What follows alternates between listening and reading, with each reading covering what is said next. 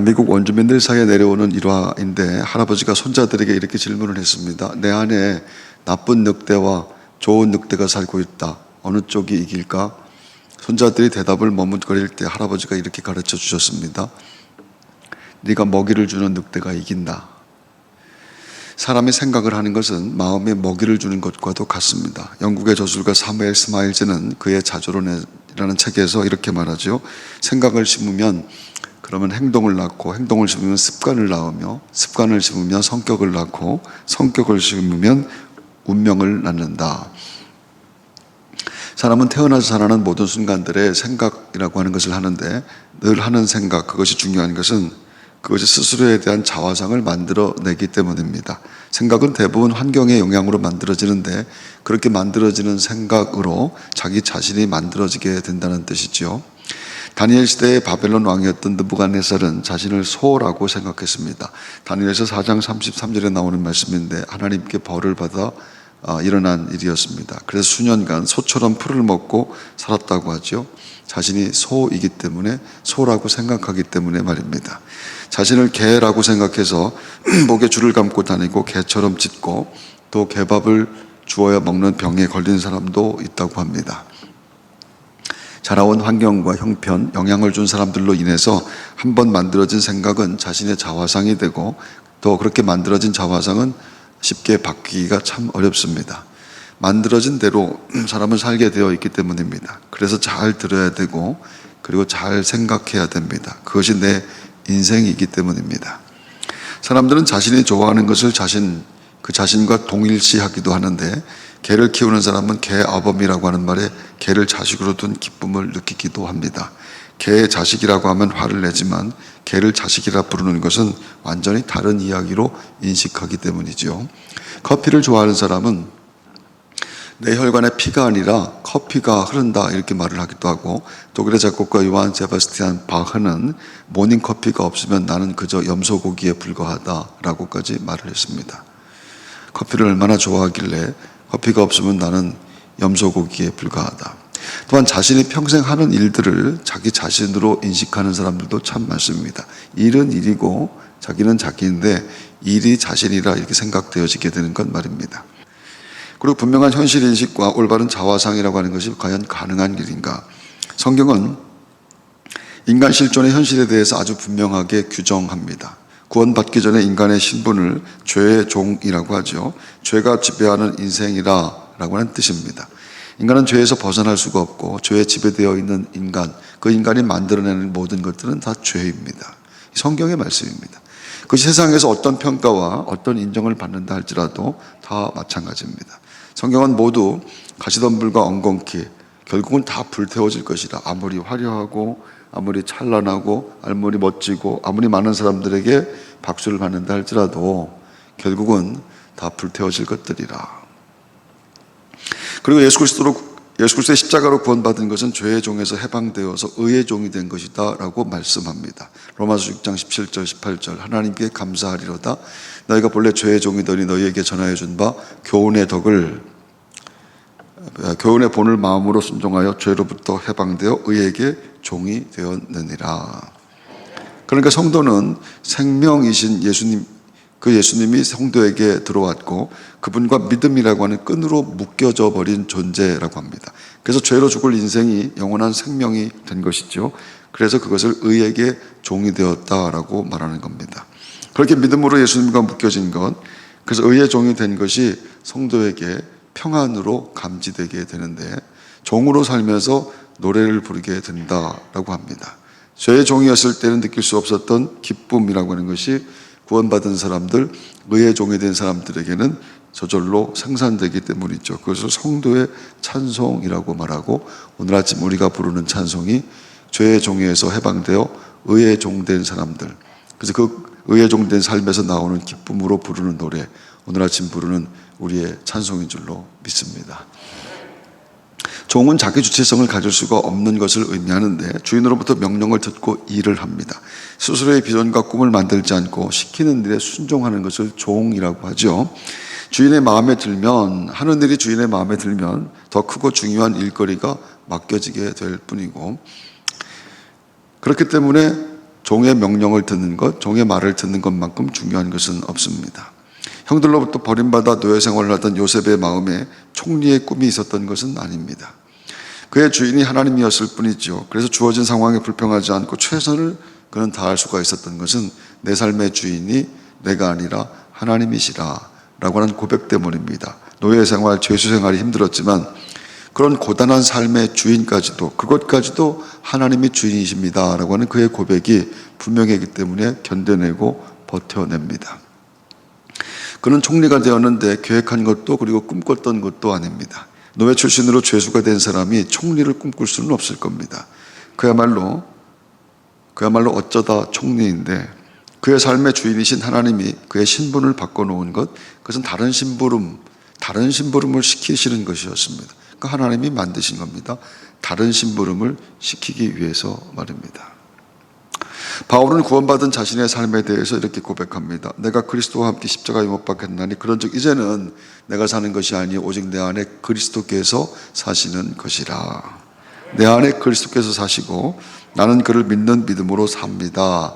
내 안에 그리스도께서 사시고 나는 그분을 믿는 믿음, 그 믿음 갖고 삽니다. 이게 모든 성도들의 고백입니다. 그리고 그것을 종이라고 표현합니다. 로마서 1장 1절 예수 그리스도의 종 바울은 사도로 부르심을 받아. 빌립보서 1장 1절 그리스도 예수의 종 바울과 디모데는. 디도서 1장 1절 하나님의 종이요 예수 그리스도의 사도인 바울. 바울이 고백하는 그 자신의 신분이 종이라고 합니다. 그것은 그리스도를 주로 고백했던 모든 사도들의 공통된 고백이기도 합니다. 그 고백엔 두 가지 중요한 의미가 들어있는데, 첫째, 실수와 잘못에 대한 책임이 없다라고 하는 것입니다. 그리고 더 중요한 것은 두 번째, 실수와 잘못이 생길 수도 없다라고 하는 뜻입니다. 이 말씀을 의에 종된 우리들은 정말 잘 생각해 봐야 됩니다. 주경학자인 베이컨은 종의 순종에 대해서 이렇게 말을 했는데, 주님께서 돌담을 뛰어넘어가라 명령하신다면 그대로 하는 것이라. 뛰는 것은 내가 할 일이고 넘게 해주시는 것은 하나님이 하시는 일이기 때문이다. 이렇게 말합니다. 종은 주인이 시키는 대로 그냥 하는 겁니다. 그리고 명령받아 하는 일에 대한 책임, 그것은 주인에게 있죠. 따라서 종에게는 걱정과 염려와 두려움이라는 것이 없습니다. 책임이 주인에게 있기 때문입니다. 그리고 그것은 스스로 종이라고 고백했던 바울의 삶에 후회와 반성이 없는 것을 통해서 증명되기도 합니다. 나는 그리스도의 종입니다 라고 말했던 바울의 삶, 그 삶에서 그가 자기가 고백했던 13권의 편지에 아차, 아이고 실수했다, 후회한다, 이런 내용이 없다는 겁니다. 제가 예수를 만나고 난 다음에 복음의 사명자로 살고 난 이후로 내가 실수했습니다, 후회합니다, 아차, 뭐 이런 말이 없다라고 하는 것, 성령이 인도했고 그 성령의 인도하심에 자신은 순종했을 뿐입니다. 인도하시는 대로 갔고 성령이 시키는 대로 일을 했을 뿐이라. 성령이 길을 열어주기도 하고 아닌 것 같으면 성령이 막아주기도 하고, 그래서 시키시는 대로 나는 가기만 했던 것이고 성령이 인도해 주시는 대로 나는 지금까지 달려왔다. 그렇게 고백하는 겁니다. 그래서 이 고백이 성도들에게 중요한 것이죠. 너희는 온 천하에 다니면 만민에게 복음을 전파하라 라고 하는 말씀에 순종해서 전도 여행을 하던 바울은 아시아로 가려고 하는데, 근데 성령이 못 가게 했다고 말합니다. 안 된다. 성령이 아시아에서 말씀을 전하지 못하게 하시거늘 부르기아와 갈라디아 땅으로 다녀가 무시아 앞에 이르러 비두니아로 가고자 했을 때 예수의 영이 허락지 아니하시니라. 예수의 영이 허락지 아니하시는지라. 그리고 마게도냐로 가라 이렇게 말합니다. 사도행전 16장 9절 밤에 환상이 바울에게 보이니 마게도냐 사람 하나가 서서 그에게 청하여 가로되 마게도냐로 건너와서 우리를 도우라 하거늘. 성령이 환상으로 계속 말씀합니다. 밤에 환상이 바울에게 보이니, 그리고 바울은 그것이 성령이 주시는 말씀으로 들어 주인이 시키는 대로 하는 겁니다. 사도행전 16장 10절 바울이 이 환상을 본 후에 우리가 곧 마게도냐로 떠나기를 힘쓰니 이는 하나님이 저 사람들에게 복음을 전하라고 우리를 부르신 줄을 인정함이러라. 그래서 실수할 것도 없고 후회할 것도 없고 뭘 돌아보면서 반성할 것도 없습니다. 바울은 주인의 명령에 순종하며 부르심의 상을 향해 그냥 달려가는 것을 성도들의 인생, 그게 성도들이 하는 인생이라 이렇게 이해를 합니다. 표대를 향하여 그리스도 예수 안에서 하나님이 위해서 부르신 부름의 상을 위하여 달려가노라. 동의하시면 아멘 하십시오. 편지를 쓸 때마다 그리스도의 종이라고 하는 고백은 그의 정체성과 같습니다. 나는 그리스도의 종입니다. 나는 내 스스로 무엇을 만들어내고 내 스스로 어떤 주체성을 가져서 일하지 않습니다. 나는 그리스도의 종이기 때문에 그분이 말씀하시는 걸 듣고 그걸 잘 듣고 그 말씀에 순종해서 살 뿐입니다. 그래서 바울에게는 갈등이 없습니다. 이렇게 고백할 뿐입니다. 로마 14장 8절 우리가 살아도 주를 위하여 살고 죽어도 주를 위하여 죽나니 그러므로 사나 죽으나 우리가 주의 것이로라. 나를 위해 사는 것도 아니고 내가 사는 것도 아닙니다. 그래서 책임질 일이 내게 없고요.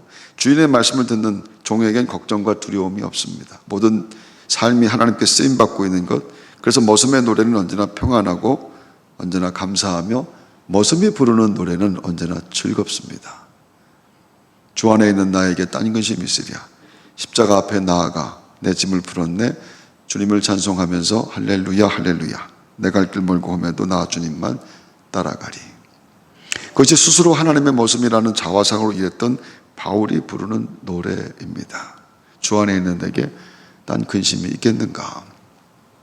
그런데 베드로가 감옥에서 부른 노래도 같은 노래였습니다. 헤롯 왕이 야고보를 참수하자 유대인들이 그것을 막 좋아하는 것을 보고 야 내가 야고보를 죽였더니 이 유대 사람들이 내가 총독으로 다스리고 있는 이 사람들이 이렇게 좋아하니까 그럼 베드로마저 죽여야겠다라고 생각을 잡았는데 마침 무교절 기간이라 일단 옥에 가두게 됩니다. 유대인들은 무교절에 처형하지 않기 때문입니다. 베드로는 참수되기 위해서 이를테면 참수되기 위해서 옥에 갇힌 것인데 성경은 내식 내패 그러니까 12명이 감옥을 지키게 했다 이렇게 말하죠. 베드로는 양쪽 군인 틈에서 쇠사슬에 매여 있는 상태인데 절대 도망갈 수가 없고 하룻밤 지나면 참수됩니다. 그런데 베드로가 감옥에서 잠을 푹 자게 됩니다. 성경은 주의 사자가 그의 옆구리를 쳐서 깨웠다고 합니다. 호련히 주의 사자가 나타나며 옥중에 광채가 빛나며 또 베드로의 옆구리를 쳐 깨워 이르되 급히 일어나라 하니. 그러니까 옆구리를 세게 쳐야만 일어날 수 있을 정도로 아주 푹 잠이 들었다 그런 뜻인데 이것은 쉽게 이해되지 않습니다.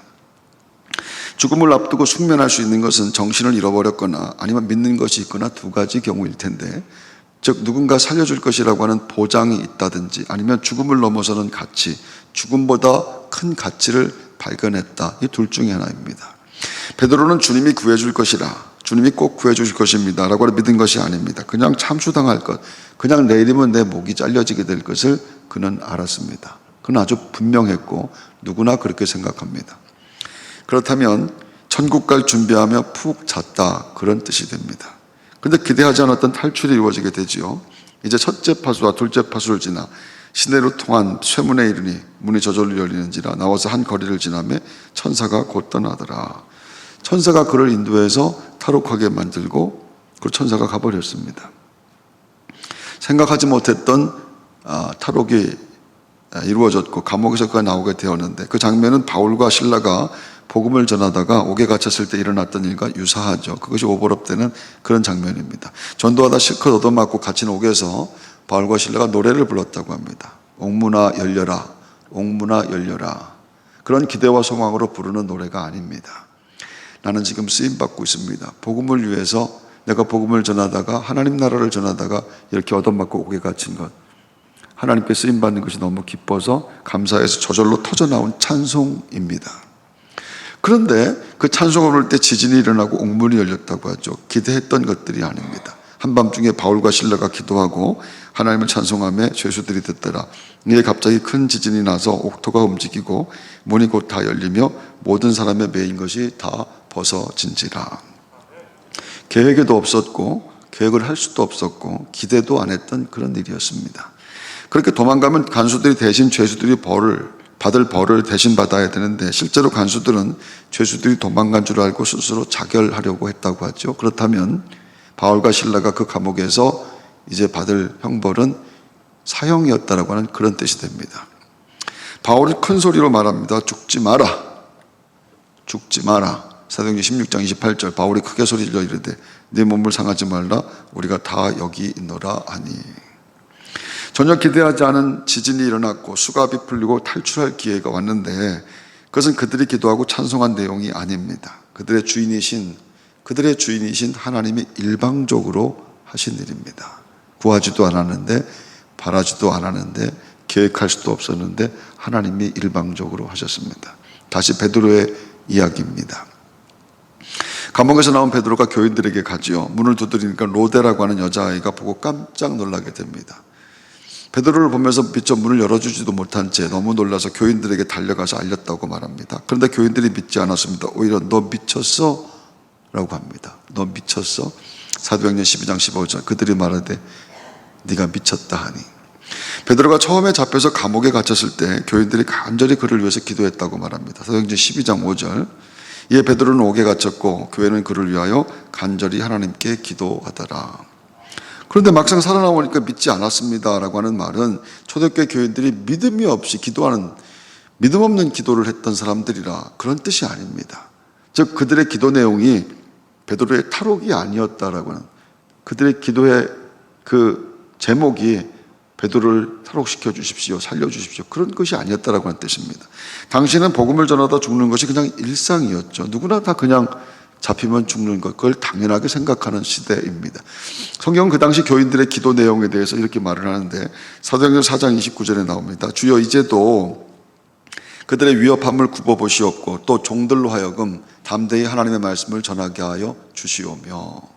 그 잡혀간 성도들, 복음 전하다가 예수 믿는 것 때문에 잡혀간 성도들이 그 감옥에서 모진 고문을 당하고 또 죽음을 당하게 되는데 좀 살려주십시오 하나님, 하나님의 자녀를 좀 살려주십시오라고 하는 그런 기도를 하지 않았다라고 하는 겁니다. 초대교회 때 예수 믿는다라고 하는 것은 부모와 형제로부터의 완전한 소외를 의미하고 자기가 살던 동네로부터 소외를 의미하며 취직을 할 수가 없으며 모든 것의 포기를 의미하는 겁니다. 예수 믿으면 아무것도 하지 못합니다. 그리고 나아가 예수 믿는다라고 하는 것은 죽음을 의미했습니다. 여러분 잘 들으십시오. 예수 믿는 것은요, 오늘 우리 중에 누가 예수 믿는 것 때문에 죽음을 당합니까? 예수 믿는 것 때문에 소외를 당하고 예수 믿는 것 때문에 모든 것을 포기해야 되는 그런 사람이 우리에게 누가 있겠는가 싶은데 처음에 예수를 믿었던 사람들의 상황이 그랬다라고 하는 겁니다. 예수 믿는 것은 목숨을 거는 겁니다.